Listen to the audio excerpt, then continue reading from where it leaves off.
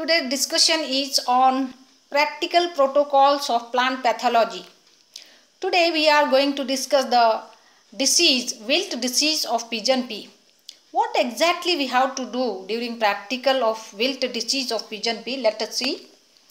What we require for the practical purpose, that is the infected plant material, slide, cover slip, cotton glue, lactophenol, blotting paper, blade, needles, watch glass and microscope. These are the requirements for the practical purpose. Okay.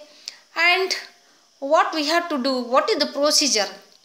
Split open the infected stem or root and observe the dark brown color of xylem. That is the typical symptom which is caused by Fusarium oxysporum in pigeon pea stem. If material is available, then you have to see this. Okay.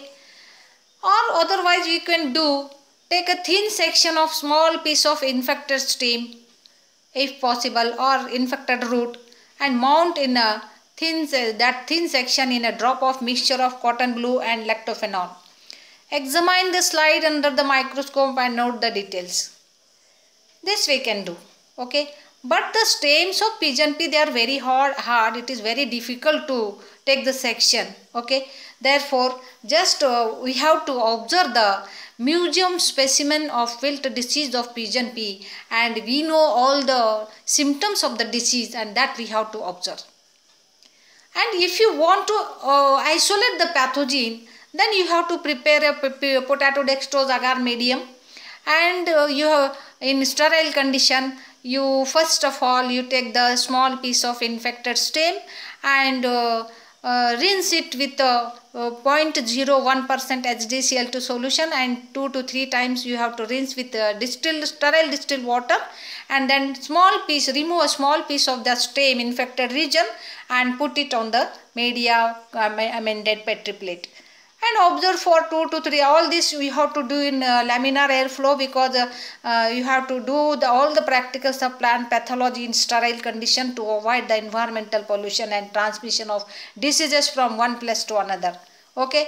And then you have to, when you observe the inoculated stem, second day, third day, you will get the small hyphal threads which grow from the infected stem which we have incubated and we have inoculated in the we have grown in the on the media, and those fungus you prepare a slide on the basis of by following the key you identify the fungus. If it is a Fusarium oxysporum, it will be a Fusarium oxysporium form species udum. This is the pathogen which causes wilt disease of pigeon pea.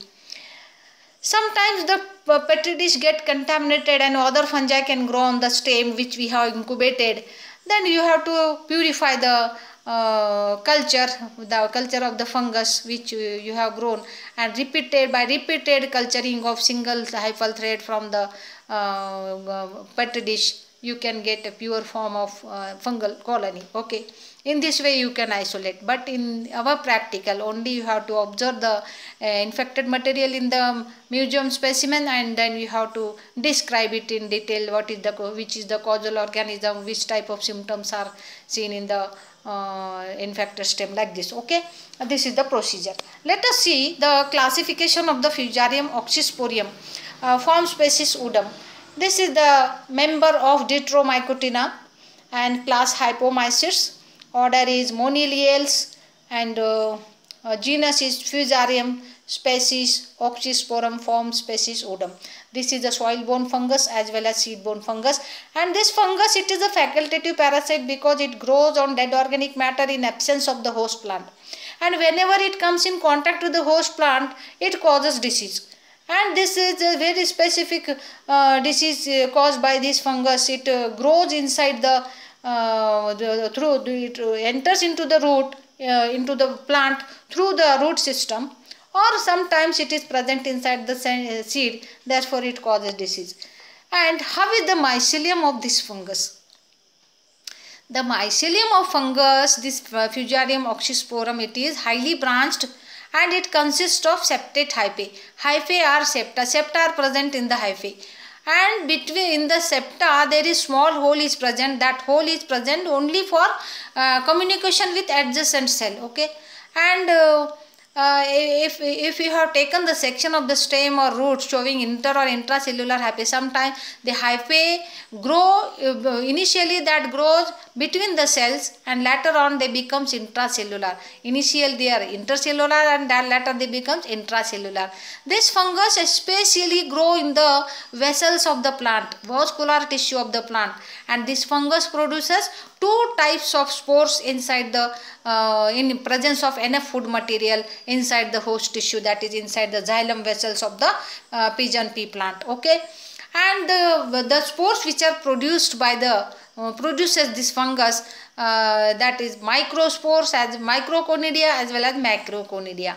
And the clamidospores are also present. That means the fungus produces three types of spores, that is microconidia, and the second macroconidia. Macro means large sized conidia, and third type of spores, that are clamidospores. Okay, this fungus, a special characteristic of this fungus is that it do not produce conidiophore. Only the fertile hyphae, they accumulate more amount of food material and they become erect, and at the top a cluster of microconidia is produced. The microconidia name is given only on the basis of its size. They are small sized conidia with having a single nucleus, and they are hyaline unicellular structure, slightly curved conidia. These are the microconidia, and produced in a short chain or sometimes in a cluster at the tip of the fertile hypha. Okay, and they measure about 5 to 15 into 2 to 4 m in size. Okay, and macroconidia, macro means large sized conidia. They are, the fungus also produces macroconidia inside the infected region of the host tissue, and these macroconidia, these are the large sized conidia. They are having 1 to 5 cells. They are hyaline. Hyaline means colorless. Colorless means not white. White is also one of the color. Hyaline means it is a colorless. Okay, and these conidia, the macroconidia, these are slightly curved and they are thin wall structures, and these are also produced from the fertile hyphae, and that measure about 15 to 50 and 3 to 5 m in size.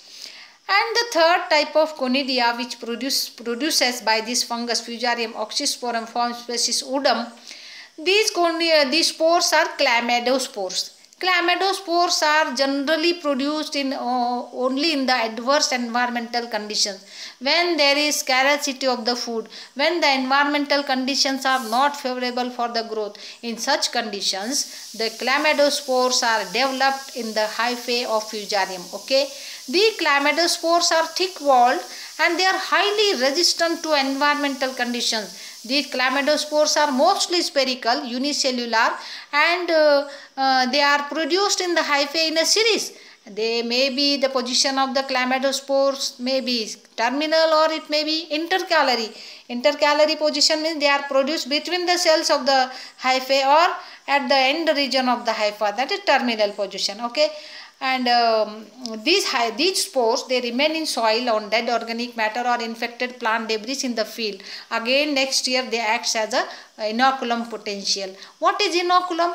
Inoculum, it is the smallest quantity of the pathogenic organism which is enough to cause the disease, that is called inoculum. And the clamidospores which fell off in the soil, they act as a inoculum. Okay, next. This is the structure of pathogenic organism which causes wilt disease of pigeon pea. Next. This pathogen, when it is seed borne or soil borne, what happens, which type of symptoms are developed by this fungus?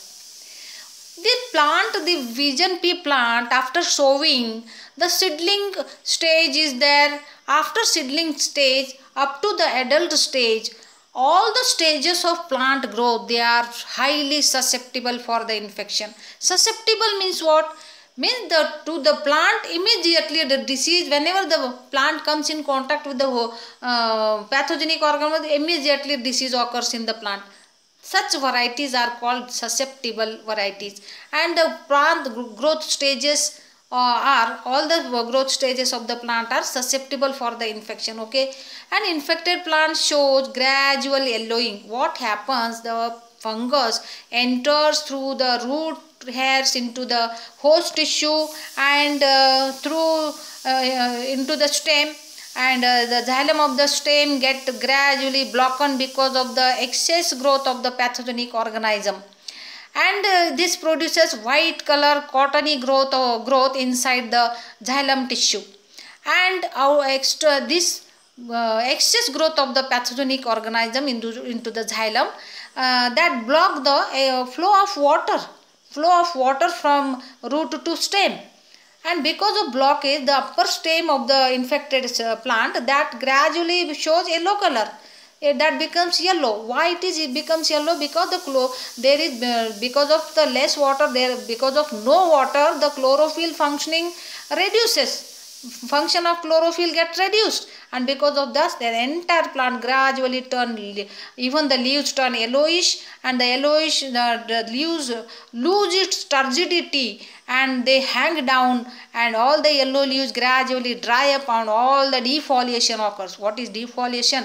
Heavy falling of the leaves takes place in the infected plant, and that is called defoliation. And after that, because there is no water has been stopped because of the blocked because of the growth of the fungus into the xylem tissue. Xylem is the pipeline of the plant, water supply pipeline of the plant, and that has been blocked because of the growth of the fungus. Okay, and the fungus which is present inside the xylem that interact with the stem inside the xylem tissue, and therefore the pigmentation is formed. A reddish brown color is developed because after interaction of the pathogen and host inside the xylem. Okay, whenever you open the infected stem, you will get the red colored xylem back.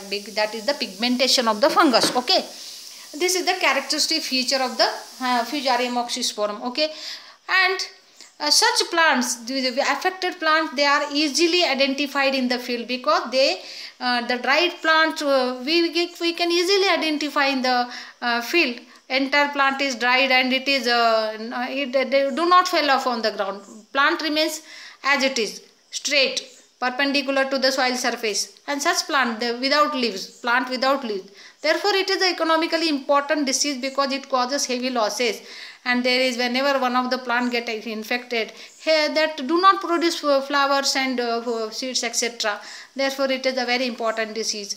Okay, this is a disease of this is a cosmopolitan disease because throughout the world it has been observed and reported, and several control measures has been reported. This is all about, this is the practical, and in practical what you have to do just I discussed, and these are the symptoms of wilt disease of pigeon pea.